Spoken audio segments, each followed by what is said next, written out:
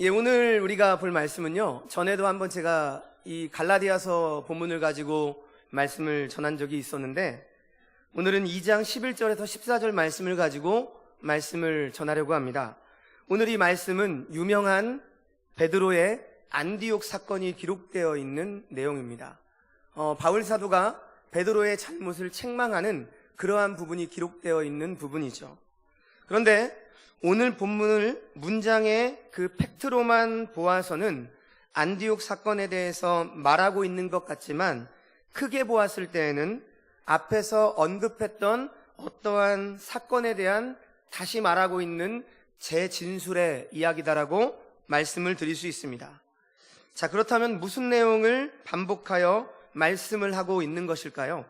두 가지로 말씀을 드릴 수 있는데요. 첫째는 자신의 사도권에 대한 진술의 내용이고, 둘째는 자신이 사도로서 부르심을 받은 사명에 대해서 다시 한번 진술을 하고 있는 것입니다. 자, 우리는 오늘 본문 14절을 보면서 우리가 살펴보진 않았지만 갈라디아서 2장 앞부분에 있는 어떠한 단어와 동일한 표현으로 기록된 익숙한 문장을 하나 볼 수가 있습니다. 혹시 그 문장이 무엇인지 한번 눈에 보이십니까? 갈라디아서 2장을 쭉 보시면, 잠깐 보시면 그 표현이 바로 나와 있는데요. 첫 번째 표현은 복음의 진리를 따라 라고 하는 표현입니다. 자, 이 표현은 이미 2장 5절에서 언급되어 있는 부분으로 반복해서 오늘 표현되고 있습니다. 이 복음의 진리를 따라라고 하는 표현은 바로 사도 바울의 사도 직분과 그의 사명을 가리키는 함축적인 문장이라고 할 수 있을 것입니다. 그 당시 갈라디아 교회의 가장 큰 문제점은 바로 사도 바울이 전했던 그 복음을 왜곡시키고 변질시키는 다른 복음에 대한 문제였습니다. 그들은 이 다른 복음을 갈라디아 교회에 퍼뜨리기 위해서 어떻게 했습니까? 사도 바울의 사도권을 공격하기 시작했습니다. 그렇다면 여기서 말하고 있는 다른 복음이라고 하는 것은 무엇일까요?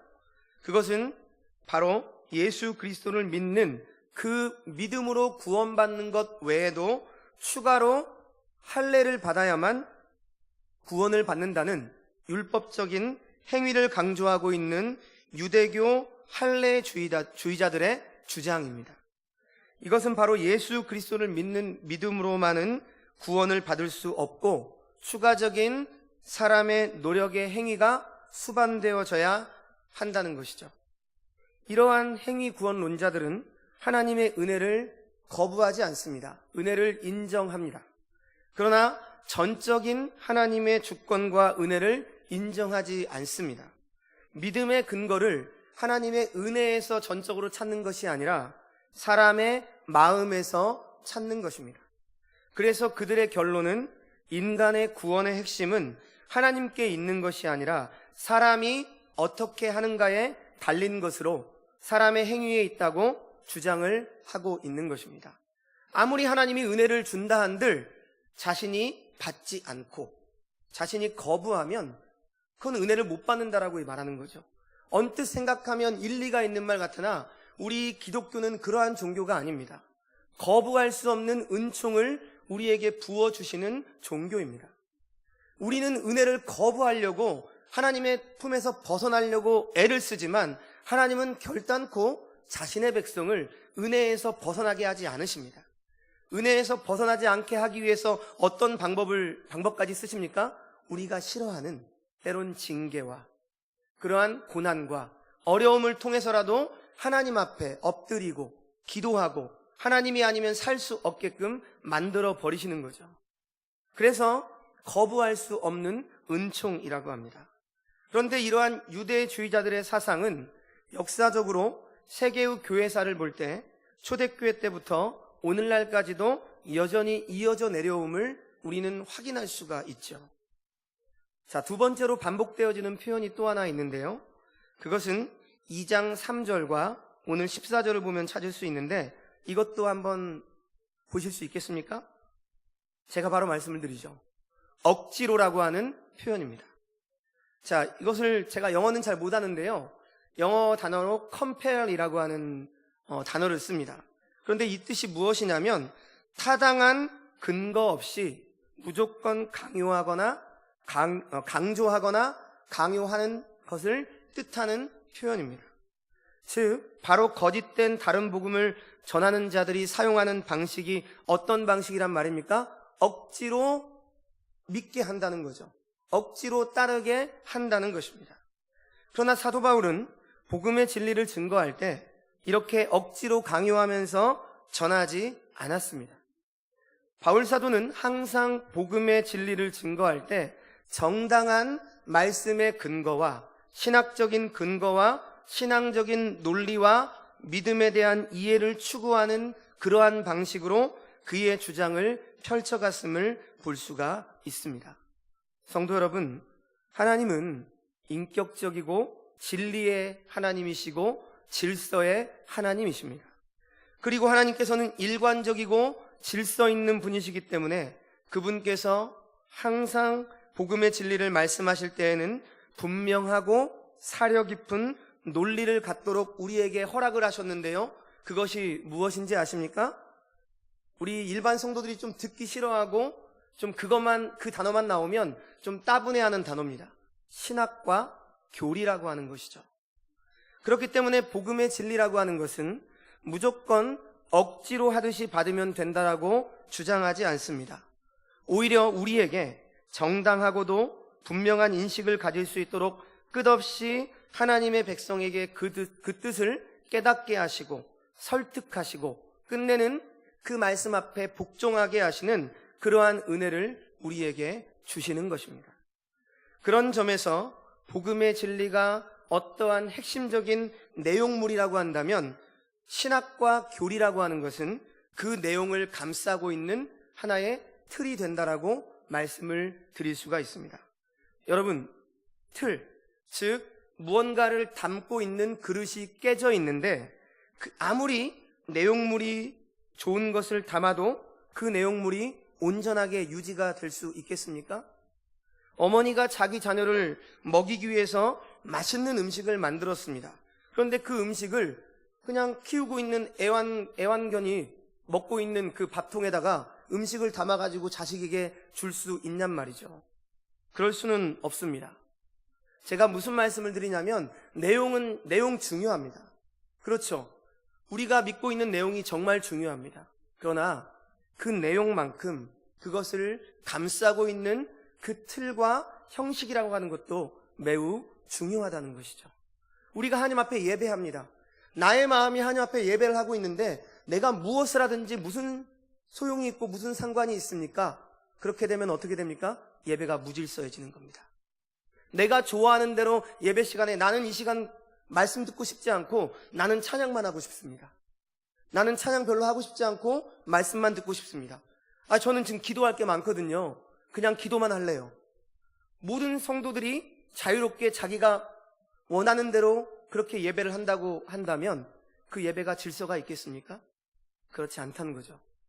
즉 내용이 중요하고 우리의 마음의 중심도 중요하지만 그 마음의 중심을 담아내는 틀, 형식도 우리는 매우 중요하다는 것을 결코 잊어서는 안 되는 것입니다. 하나님은 이렇게 성도로 하여금 바른 신학과 교리라고 하는 것들을 통해서 무조건 억지로 하도록 하지 않으시고 하나님의 말씀에 바르게 이해할 수 있도록 하십니다. 하나님은 복음의 진리에 대해서 억지를 쓰지 않으십니다. 억지로 하는 것, 안 되니까 되게 하는 그런 방식은 죄송하지만 일반적인 사회에서나 사람이나 우상들이 쓰는 방식입니다.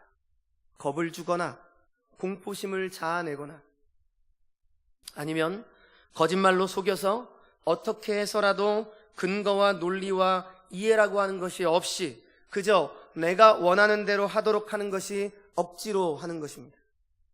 그러나 하나님께서는 절대로 우리에게 그렇게 하지 않으십니다. 하나님께서는 반드시 믿는 자들을 깨닫게 하시고 그 깨달음 속에서 순복하게 하시고 순종하게 하시고 순종한 자가 마땅한 근거를 통해서 하나님 앞에 나오도록 하게 하시는 설복해 하시는 그러한 분이시라는 사실을 우리는 결코 잊어서는 안 되는 것이죠. 자, 이렇게 사도 바울은 오늘 2장 첫 부분에서 언급했던 표현들을 오늘 본문에서 다시금 재차 강조하고 있습니다. 그런데 우리가 또 한 가지 생각해 볼 부분이 있는데요. 복음의 진리, 억지로 라고 하는 이 표현을 사용하면서 누구에게 말하고 있는 것입니까?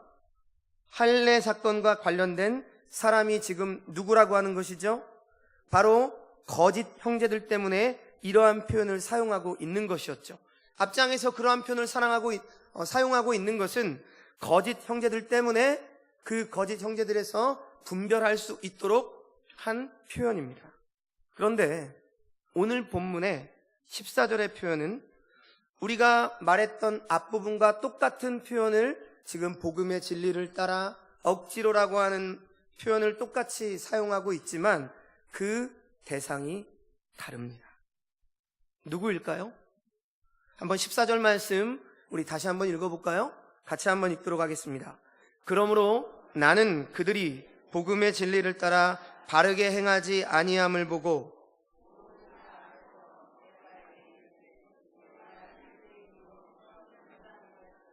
유대인답게 살지 아니하면서 어찌하여 억지로 이방인을 유대인답게 살게 하렸느냐 하였노라. 아멘. 자, 누구를 대상으로 말하고 있는 것입니까? 게바. 누굽니까? 베드로입니다. 그것도 지금 단 둘이 하는 대화가 아니라 많은 사람들 앞에서 게바, 즉 베드로를 견책하고 있는 것이죠. 여러분, 우리는 성경을 읽다가 이러한 부분을 절대로 그냥 가볍게 지나쳐서는 안 됩니다. 여러분, 베드로가 어떠한 자입니까? 예수님의 사랑하는 수제자 아닙니까? 초대교회의 최고 지도자이자 사도 아닙니까? 그런데 사도 바울이 안디옥을 방문했을 때 그런 베드로에게 지금 뭘 하고 있는 겁니까? 지적질을 하고 있는 겁니다. 그런데 이것은 지적이 아니라 그냥 일반적인 지적이 아니라 견책하고 있는 겁니다. 가르치고 있는 거죠. 그것도 많은 사람들과 함께 있는 공개적인 석상에서 그 당시에 최고의 지도자를 비판하고 있는 것입니다. 이러한 사건을 어떤 신학자들은 오늘 본문을 보면서 바울과 베드로 사이에 어떤 신학적인 전제의 차이가 있지 않은가, 갈등과 모순이 있지 않았겠는가, 바울이 자신의 신학적 입지를 굳히고 베드로의 권위를 뛰어넘기 위해서 이렇게 공격한 것이다라고 주장하는 주석가들도 있습니다. 그래서 어떻게까지 주장을 하는가 하면요, 고린도전서 1장 12절 이하에 보면 여러분들이 많이 아시는 이야기가 나오죠. 개파가 생기지 않습니까? 게바파, 바울파, 아볼로파, 그리스도파, 이런 것들이 있었죠. 그런데 바로 이 사건, 안디옥의 베드로 사건 때문에 바울파와 게바파가 생겼다라고 주장하는 사람들까지도 있습니다. 자, 그런데요, 이 사건을 그냥 표면적으로만 본다면 이런 해석도 무리가 아닐 수 있다는 생각을 할 수도 있습니다. 보기에 따라서는 충분히 그렇게 생각할 수도 있는 문제죠. 아무리 잘못했기로서니 그 당시에 최고의 지도자인 베드로를 그냥 단둘이 있는 데에서 조용히 찾아가서 말하면 될 것이지 왜 많은 사람들이 있는 공개적인 석상에서 베드로를 이렇게 견책할 수가 있는가? 그래서 어떤 사람들은 바울이 신학적으로는 대단한 인물이었는지 모르겠지만 인격적으로는 다듬어지지 못한 인물이라고 말하기도 합니다. 자, 그러나 이 사건에 대한 이러저러한 의혹들을 사도 바울은 잘 알고 있었을 것입니다. 왜 그런지 아십니까? 사도 바울이 갈라디아서를 기록한 것은 이미 예루살렘과 에베소에서 있었던 베드로의 만남과 사건이 있었던 수년 이후의 일입니다. 다시 말씀드려서 만약 사도 바울이 어떠한 인간적인 입장에서 혹은 자기 기득권이라든가 어떤 개인적인 차원에서 공개석상에서 했던 일이라고 했을 때 그는 시간이 지나면서 그 일에 대해서 어떻게 생각을 했겠습니까? 만약에 정말 자신의 뜻대로 나온 일이라면 회개했을 것입니다. 회개를 하지 않았다 할지라도 굳이 자신이 지금 초대교회의 신앙을 서게할 입장에서 갈라디아 교회 성도들에게 이 사건을 기록할 이유는 전혀 없는 것이죠. 유익이 안 되지 않습니까? 좋은 이야기를 해야지 지금 뭐라고 하고 지금 유대의 최고 지도자인 베드로를 다시금 수년이 지난 그 사건을 회상하면서 말하고 있는 것, 말이 좀 안 되지 않습니까? 그런데 오히려 자신을 향한 여러 가지 의혹과 잘못된 왜곡적인 시선에 대해서 언급하지 않는 것이 자신을 위해서 더 나았던 일인 것이죠. 그러나 그는 그렇게 하지 않았습니다. 이 일을 그냥 있는 그대로 기록하고 있습니다. 성도 여러분, 바로 이런 부분이 성경 기록의 독특성이고 매력입니다. 다시 말해서 바울의 이러한 베드로의 견책은 사람의 뜻에 따른 것이 아니라 바로 본문에 있는 것처럼 무엇을 따라서 지금 말하고 있다는 것이죠? 복음의 진리를 따라 지금 최고의 지도자인 베드로에게 책망을 하고 있다는 것입니다. 그렇기 때문에 가능한 일이고 가능했던 일이었기 때문에 성경에서 성령 하나님이 사심없이 이 내용을 기록할 수 있도록 하신 것입니다. 오늘 우리는 그래서 오히려 이 사건을 통해서 오늘 전하고자 하는 그 말씀은 복음의 진리를 따라 바르게 산다는 것, 행동한다는 것은 바로 어떠한 것인가를 우리에게 분명히 살펴볼 수 있게 합니다. 자, 오늘 본문 사도 바울이 베드로를 견책할 수밖에 없는 이유를 한번 생각해 보겠습니다. 자, 11절 말씀을 보면 바울이 안디옥에 가기 전에 이미 베드로가 그곳에 있었습니다. 그리고 베드로는 이방인 출신의 유대인들과 함께 지금 무엇을 하고 있습니까? 음식을 먹고 있었죠. 당시에 함께 음식을 먹는다는 것은 아주 친한 교제의 행위를 나타냅니다. 자, 이렇게 베드로는 자유롭게 이방 기독교인들과 먹고 마시며 거리낌 없이 신앙적인 교제를 지금 나누고 있었습니다. 그런데 이럴 때 어떤 무리들이 그 장소에 도착을 하게 되는데요. 그들이 누구였습니까? 12절 말씀에 따르면 야고보에서 온 어떤 이들이다라고 말하고 있습니다.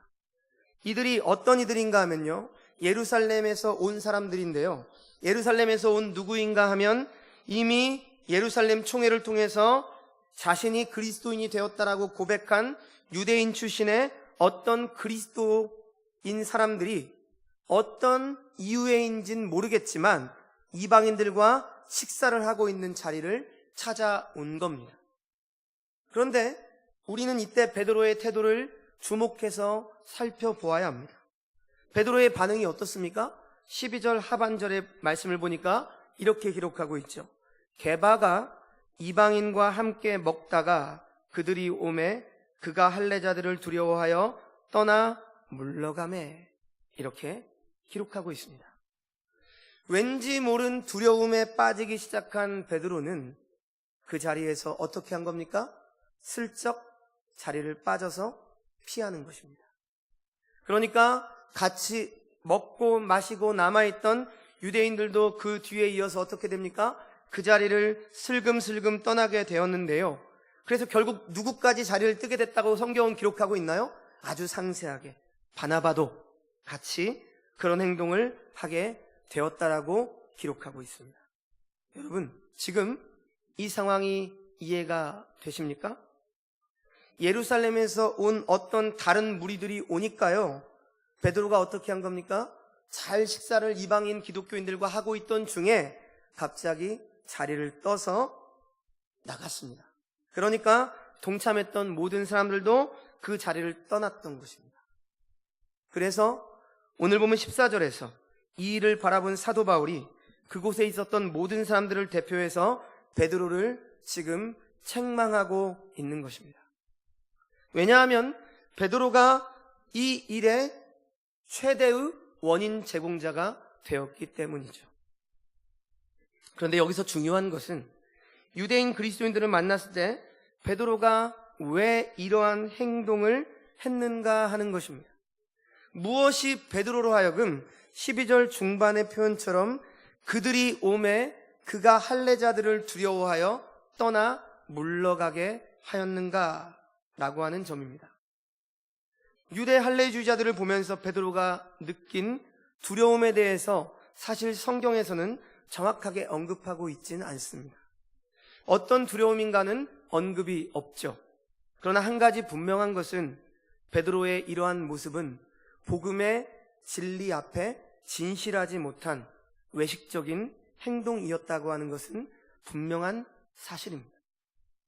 사랑하는 여러분, 오늘 본문을 통해서 사도 바울이 강조하고자 하는 점이 바로 이 점입니다. 믿음의 사람들이 부지불식간에 갖고 있는 신앙적인 외식이 얼마나 큰 불행을 자초할 수 있는가라고 하는 것을 저와 여러분들에게 오늘 말씀을 통해서 지적하고자 하는 것이죠. 사도 바울은 베드로와 신학적인 논쟁이나 토론을 하려고 지금 시작하는 것이 아닙니다. 바울은 누구보다도 베드로의 신학과 신앙을 잘 알고 있는 사람이었습니다. 갈라디아서 1장 18절 말씀을 보면 사도 바울이 회심한 이후에 처음에 예루살렘을 3년 만에 방문했다고 말씀을 드렸죠. 그리고 그 이후에 어떻게 합니까? 게바를 신방을 해서 약 15일 동안 함께 지내는데요. 제가 전에도 말씀드렸듯이 신방이라고 하는 것은 함께 교제한다는 것을 말합니다. 복음의 진리에 대해서 함께 나누고 풍성하게 교제했다라는 그러한 뜻입니다. 베드로는 자신이 만난 예수 그리스도의 행적과 이야기들, 이적들, 그리고 승천 이후에 오순절 성령 강림의 역사와 초대교회의 은혜의 역사들을 사도 바울에게 나누었을 것이고 공유했을 것입니다.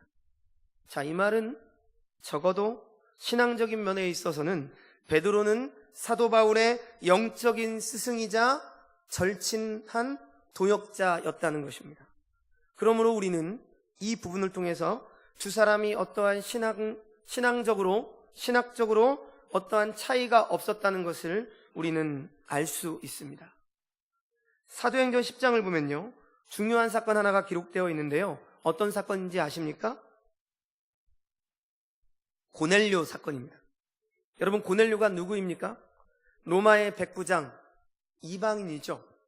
그런데 이 이방인인 고넬료에게 복음을 전한 사람이 누군지 아십니까? 바로 베드로입니다. 베드로가 고넬료에게 복음을 전하기 전날 어떤 일이 벌어졌습니까? 하늘에서 환상을 보게 되죠. 하늘에서 큰 보자기가 내려옵니다. 그런데 그 그릇 안에는 무엇이 있죠? 각종 4발 달린 짐승과 기는 것과 공중에 나는 것들이 들어있었는데 그것은 유대인들의 율법에 부정한 것들, 즉 율법에서 말하고 있는 금기하는 음식들이었습니다. 그런데 하늘에서 어떤 음성이 들렸습니까? 베드로야, 일어나 잡아 먹어라. 하나님께서 이렇게 말씀하셨습니다. 이 말씀에 놀란 베드로는 뭐라고 말하죠? 주여, 그럴 수 없습니다. 속되고 깨끗하지 아니한 것들을 내가 결코 먹지 아니하였나이다. 이렇게 말하고 있습니다. 아시지 않습니까? 제가 구별된 유대인인데, 지금껏 구약의 율법을 잘 지켜온 유대인인데 어찌 저렇게 부정한 것들을 먹을 수 있겠습니까? 라고 하면서 하나님의 말씀을 거부합니다. 그런데 하나님께서는 이어서 이렇게 말씀하시죠. 내가 깨끗하게 한 것을 네가 속되다 하지 말라. 이런 말씀을 던지십니다. 여러분, 이 환상이 주는 교훈은 분명합니다. 이 환상을 통해서 하나님께서는 이방인들에게도 복음의 문을 열게 하시는 하나님의 구원의 계획을 베드로에게 말하고 있는 것입니다. 내가 온 천지 만물을 지었고 나의 손으로 이방인들도 지어졌는데 내가 깨끗하다는 것을 어떻게 너희들이 속되다고 말할 수 있느냐? 이렇게 말하고 있는 것이죠. 그러면서 이방인에게 복음의 문을 여시는 하나님의 구원의 계획을 알리시는 매우 큰 상징적인 사건이 됩니다. 이 환상을 통해서 베드로는 고정관념이 깨지게 돼버리죠. 아, 하나님의 구원 계획이 우리 유대인들에게만 제한된 것이 아니라 우리가 전혀 혈통적으로 문화적으로 다른 이방인들을 향한 하나님의 거룩한 뜻이 있구나, 이 사실을 깨닫게 됩니다. 그리고 나서 이튿날 어떻게 합니까? 고넬료를 찾아가죠. 그래서 고넬료와 그와 함께 있던 모든 식구들에게 복음을 증거하고 구원을 받게 했다는 그 사실이 바로 사도행전 10장에 기록되어 있는 내용입니다. 그리고 이어서 11장을 보면 베드로가 예루살렘을 가게 되는데요, 바로 이방인인 고넬료 가정에서 복음을 전한 것 때문에 예루살렘에 있는 유대인들이 베드로를 어떻게 합니까? 비난합니다. 당신이 어찌 유대인으로서 저 부정한 이방인들, 무할례자들에게 복음을 전달할 수 있겠느냐라고 하는 것입니다. 바로 그때 베드로는 고넬료에게 복음을 전하기 전에 그가 체험했던 환상을 설명하면서 하나님께서 어떻게 이방인들에게 구원의 문을 여셨는가를 설명합니다. 이것이 사도행전 11장의 내용이죠. 자, 이렇게 사도행전 10장과 11장을 보면서 비록 베드로는 동족인 유대인들에게 복음을 전하는 사도로 부르심을 받았다고 생각하고 있지만 이방인을 구원하시는 하나님의 계획에 대해서 그 누구보다도 잘 알고 있었던 인물입니다. 그리고 구원은 유대인들의 할례를 조건으로 구원을 받는 것이 아니라 오직 하나님의 전적인 은혜로만 구원을 받는다는 그 사실을 사도 바울보다 먼저, 사도 바울만큼이나 더 정확하게 알고 있었던 것이죠. 그런데 이처럼 복음에 대해서 바울과 다를 바가 없는 지식과 경험을 지니고 있었던 베드로가 오늘 본문에 있는 안디옥에서 보였던 행동은 이전까지 그가 행해왔던 복음의 내용과는 전혀 다른 모습을 보이고 있는 것이지 않습니까? 그렇죠? 베드로는 예루살렘에서 온 유대인들의 눈을 피해서 이방인들과의 교제를 중단해 버렸습니다. 그런데 이 문제는 이방인들과 함께 했던 식사 모임을 빠져나간 것이 문제가 아닙니다. 그 행동을 지적하려고 하는 것이 아니라 그가 왜 그렇게밖에 행동할 수 없었는가라고 하는 그의 심리적인 상황, 즉 그의 믿음에 대한 상황을 사도 바울이 성령을 통해서 지적하고 있는 것입니다. 여러분, 베드로의 지금 모습은 주님을 안다고 하는 사람도, 주님을 믿고 따르고 있다라고 하는 사람도 어느 순간에 얼마나 유약하고 부끄러운 일을 행할 수 있는가를 여실히 보여주고 있는 사건입니다. 다시 말해서 복음을 알고 있고 또 복음대로 살고 있다고 하는 매우 경건한 그리스도인이라고 할지라도 어느 순간 복음의 진리로부터 아주 멀어져 버릴 수 있는 행동을 어처구니 없이 할 때가 있다는 사실입니다. 이 사실을 지금 우리에게 말씀하고 있다는 것이죠. 자, 이렇게 오늘 본문에 소개된 베드로의 모습은 우리에게 복음의 진리로부터 멀어질 수 있다는 사실을 설명하고 있는데요, 중요한 것은 사도 바울은 이 사건을 통해서 오늘 우리에게 크게 두 가지 측면에서 신자가 복음의 진리로부터 멀어질 수 있는 세 가지 차원입니다. 세 가지 차원에서 멀어질 수 있다는 상황을 지적하고 있습니다. 그것이 무엇이냐면 첫 번째로 두려움이라고 하는 것입니다. 여러분, 두려움이라고 하는 것은 성도에게 복음으로부터 멀어지게 하는 중요한 원인 중에 한 가지입니다. 그것이 육체적이든 심리적이든 사람은 두려움을 두려워합니다. 두려움을 좋아하는 사람은 아무도 없습니다. 이 사실을 누구보다도 잘 알고 있는 존재가 누굽니까? 바로 사탄입니다. 사탄은 그래서 우리에게 세상을 두렵게 합니다. 하나님의 말씀으로 살아가려고 할 때 세상에 나가면 두려운 것입니다. 주의 복음을 전하려고 할 때 두려운 것입니다. 저 사람이 나를 외면하면 어떡하지? 욕하면 어떡하지? 이러한 두려움이 오게 되는 거죠. 두려움 때문에 사람의 눈을 의식하게 하고 결국 복음에서 멀어진 행동을 하게 되는 것입니다. 베드로전서 5장 8절 말씀을 보면 이러한 두려움에 빠졌던 베드로가 이러한 고백을 하고 있습니다. 우리가 잘 아는 말씀이죠. 근신하라, 깨어라, 너희 대적 마귀가 우는 사자같이 두루다니며 삼킬 자를 찾나니. 사실 베드로가 이러한 일들을 경험했죠. 예수님을 3번이나 부인하고 오늘 안디옥 사건처럼 초대교회의 지도자임에도 불구하고 슬그머니 그 자리를 피하는 두려움을 가지고 있었습니다. 그래서 자신의 고백을 담아서 그렇게 말하고 있는 것입니다. 근신하라, 깨어라, 너희 대적 마귀가 우는 사자같이 두루 다니며 나 같은 자를 찾으면서 삼킬 자를 찾고 있다. 여러분, 두려움이 어떻게 온다는 겁니까? 그냥 조용히 왔다 가는 두려움이 아니라 마치 그 두려움이 엄습해버리면 어떻게 되는 거예요? 우는 사자처럼 우리에게 덤빈다는 거예요. 그 두려움이 우리를 삼켜버립니다. 그러니까 하나님이 보이지가 않죠. 하나님은 우리와 언제나 함께 하시는데 그 두려움에 사로잡혀버리면 어떻게 되는 겁니까? 하나님이 보이지 않아요. 사실 하나님은 언제나 보이시는 분이신데, 언제나 우리와 함께 하시는 분이신데 우리는 하나님을 믿지 못하는 겁니다. 그 두려움이 커버려서 얼마나 두려운지 모릅니다. 하지만 계속되는 베드로전서 5장 9절 말씀을 보시면 베드로 사도는 그 말씀 다음에 곧 이렇게 말씀합니다. 너희는 믿음을 굳건하게 하여 그를 대적하라. 우리 주님께서는 두려움에 대해서 또 이렇게 말씀하셨습니다.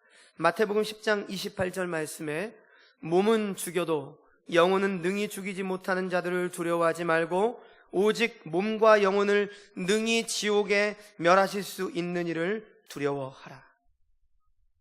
뭐라고 말씀하십니까? 몸은 죽여도 영혼은 능히 죽이지 못하는 자들을 두려워하지 말고. 중요한 말씀입니다. 우리가 두려워해야 될 대상은 몸을 죽일 수 있으나 영혼을 죽일 수 없는 자가 아닙니다. 얼마나 대단한 말씀입니까? 우리의 정신은 죽일 수가 없다는 거예요. 우리의 믿음, 우리의 신앙은 죽일 수가 없습니다. 우리가 재물을 뺏기고 욥처럼 모든 것들을 잃어버릴지라도 하나님을 향한 경외함과 하나님을 사랑하는 그 마음은 그 누구도 빼앗을 수 없다는 것이죠. 사랑하는 여러분, 성도는 세상에 살지만 세상이 주는 두려움에 사로잡힌 인생이 아닙니다. 성도가 느끼는 두려움이라고 하는 것은 오직 몸과 영혼을 멸하실 수 있는 권한과 능력을 가지신 전능하신 하나님 앞에 갖는 두려움입니다. 그리고 이러한 두려움을 가리켜서 우리는 뭐라고 말합니까? 오전 예배 때 말씀하신 것처럼 하나님을 경외한다라고 말하는 것입니다. 두렵고 떨림으로 하나님 앞에 나아가는 것. 여러분, 이 경외함으로 두려워하는 것은 사단에게서 느끼는 두려움과 공포가 아닙니다. 천지를 창조하시고 우리의 인간의 생사화복 모든 것들을 주관하시는 하나님 앞에서는 거룩하고 구별된 그분을 예배하지 않고는 견딜 수 없는 그러한 경외함, 그것이 바로 성도가 하나님 앞에 갖는 두려움인 것입니다. 그렇기 때문에 예배 시간에 하나님 앞에 오게 되어지면 우리의 문제, 우리의 걱정거리, 이러한 것들을 내려놓게 되는 것이죠. 잠시라도. 왜 그렇습니까? 그 전능하시고 그 완벽하신 하나님 앞에 우리가 무언가 두려움을 가지고, 세상적인 두려움을 가지고 하나님을 만나려고 한다면 그것이야말로 하나님을 경외하지 못하는 불신앙적인 행동이 될 수 있기 때문입니다. 그렇기 때문에 우리의 세상적인 것들을 다 내려놓고 하나님 앞에 집중할 수 있는 거룩한 부담감을 갖게 되는 겁니다. 그래서 말씀을 전하는 자나 말씀을 듣는 자나 모든 예배하는 자들이 이 예배 시간을 통하여서 오직 누구만을 바라봐야 되는 것입니까? 나의 일과 내가 지금 해야 될 고민과 나의 인생에 어떠한 그런 것들에 매여 있는 것이 아니라 이 시간만큼은 온전하신 하나님 앞에 엎드리고 하나님께서 과연 우리에게 무엇을 말씀하고 있는가 우리는 귀 기울여 들어야 되는 것이죠. 이러한 신앙의 자세가 어디서부터 나오는 거라고요? 경외함, 하나님을 두려워하면서 나오게 되는 것입니다. 두 번째로, 신자가 복음의 진리로부터 멀어질 수 있는 원인은 외식입니다. 예수님께서 이 땅에 오셔서 경계의 대상으로 항상 말씀하신 것이 바로 서기관과 바리새인들과 같은 그들의 외식적인 행동을 경계하라고 하는 것이었습니다. 그러면 외식이라고 하는 것이 어떤 의미를 갖고 있기 때문일까요? 겉과 속이 다른 행동으로 나타나는 것이기 때문에 그렇습니다.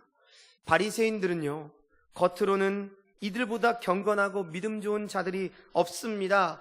대단한 자들입니다. 이들은 자신 있게 할 말이 많습니다. 저는 하나님 앞에 이렇게 했고요, 저렇게 했고요, 하나님 위해서 이렇게 일했고, 하나님 앞에서 제가 재산에 얼마를 드렸고, 하나님 앞에서 늘 예배했고, 늘 기도했고, 11조도 헌금 생활도 많이 열심히 했습니다. 이러한 사실들로 간증할 거리들이 많은 대표적인 무리가 바리새인들입니다. 그런데 이들에 대한 주님의 평가는 어떠했습니까? 겉으로는 가장 믿음이 좋은 사람들처럼 행동했지만 속으로는 예수 그리스도를 언제나 죽이고자 했던 바로 그 사람들이 바리새인들이었습니다. 이 바리새인들의 외식에 대해서 똑같이 말씀하셨던 표현이 있는데요, 바로 누룩이라고 하는 단어입니다. 여러분, 왜 누룩을 예수님께서 말씀하셨을까요? 이것은 바로 바리새인들의 외식은 누룩처럼 외부로 영향을 끼친다는 것입니다. 모든 사람들은 자신의 죄를 합리화하려고 하는 경향을 가지고 있죠. 바로 죄 때문에 그런 것이죠. 그래서 늘 다른 사람들로부터 자신의 죄에 대한 정당한 핑곗거리를 찾습니다. 저 사람도 저런 일을 할 수 있으니 나도 저 일을 할 수 있다 라고 하는 논리를 만들어가는 것이죠. 베드로의 외식의 행위의 잘못은 바로 여기에 있었습니다. 베드로는 그가 보인 외식이 그 자신의 문제로만 나타난 것이 아니라 베드로를 주목하고 있던 그 자리에 있던 사람들이 유혹을 받은 것으로 나타나게 되었습니다. 심지어 바나바까지도 유혹을 받았다고 말합니다. 어떤 유혹입니까?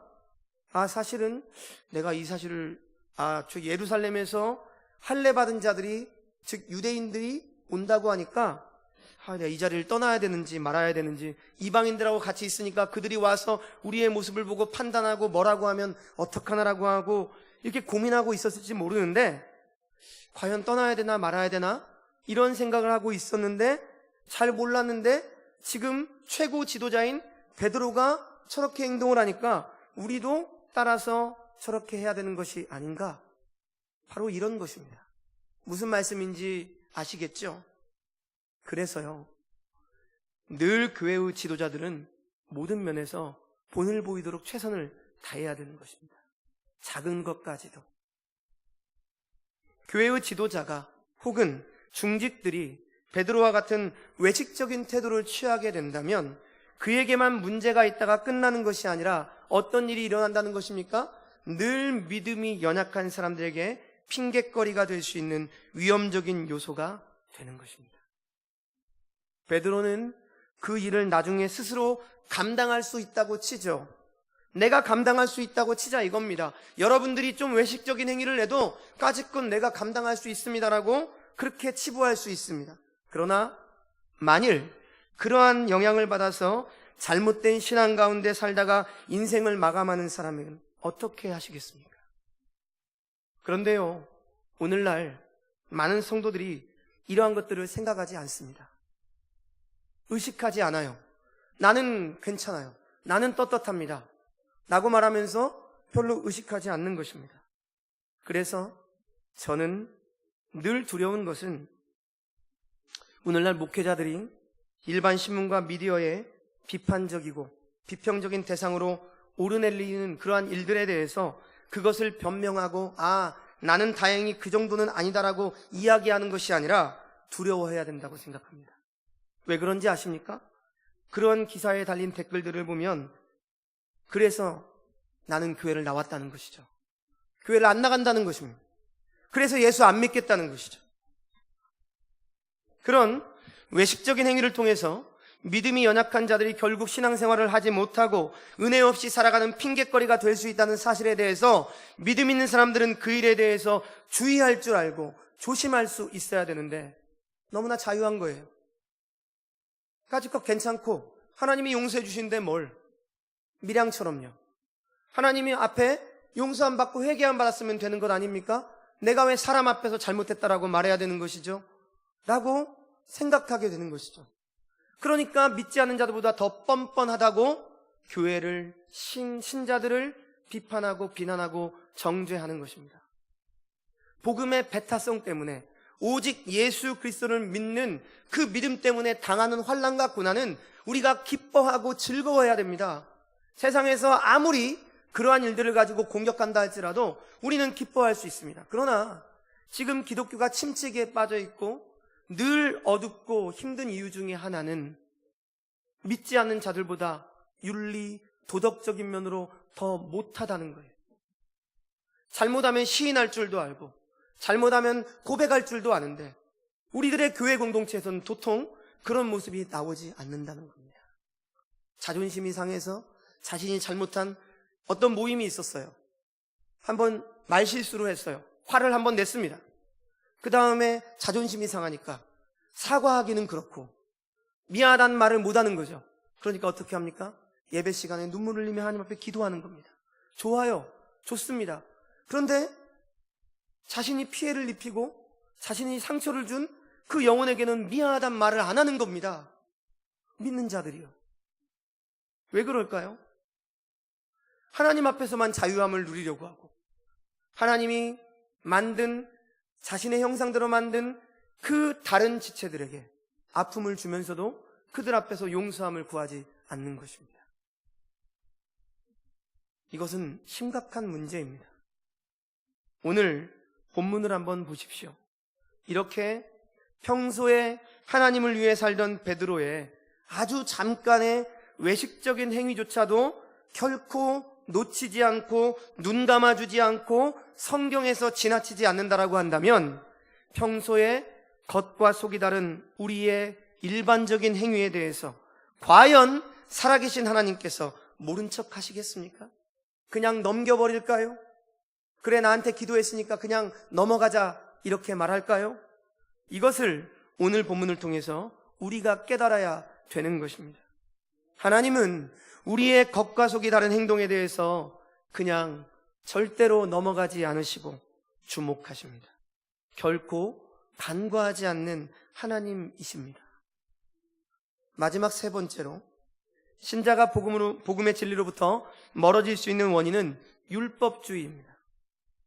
자, 율법주의라고 하는 것은요, 율법의 조문이나 규정에만 매여서 율법의 참된 의미를 모르거나 파기하는 행위를 가리킵니다. 오늘 보면 14절에서 바울은 베드로가 복음의 진리를 따라 일관된 행동을 보이지 못하고 상황에 따라 이중적인 행동을 보였음을 책망하고 있으면서 그 이유에 대해서 14절에 이렇게 말합니다.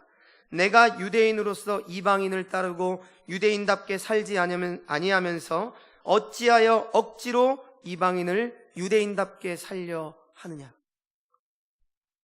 이 말씀은 쉽게 말하면 이제 복음 안에서 유대인이나 헬라인의 구분이 없이 모두가 그리스도인이 되었는데 굳이 일부 유대 율법의 잔재에 얽매여서 유대인과 이방인을 어정쩡하게 구분하는 그 베드로의 행동의 모순을 지적하고 있다는 말씀이죠.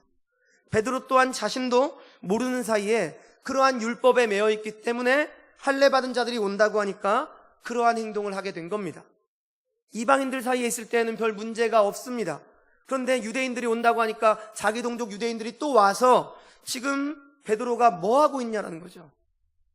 이방인들과 어떻게 식사를 하고 있냐라는 거예요. 그러한 소리를 들을까 봐 어떻게 했다고요? 두려워서 그 자리를 떠난 것입니다. 여전히 율법에 매여 있는 베드로의 한계를 보게 되는 것입니다. 성경에서는 율법에 대해서는 강조합니다. 하지만 율법주의는 인정하지 않습니다. 갈라디아서 2장 21절 말씀에 뭐라고 나와 있냐면요, 내가 하나님의 은혜를 패하지 아니하노니 만일 의롭게 되는 것이 율법으로 말미암으면 그리스도께서 헛되이 죽으셨느니라, 이렇게 말합니다.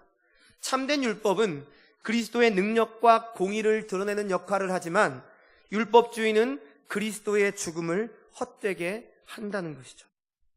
그러므로 오늘날 교회가 잘못된 율법주의에 빠지게 되는 것이야말로 복음을 파기하게 되는 것입니다. 그런데 율법주의에 잘못 빠져드니까 율법주의에 대한 반대의 현상이 나타나게 됐는데요, 그것이 무엇인지 아십니까? 반율법주의라고 하는 것입니다.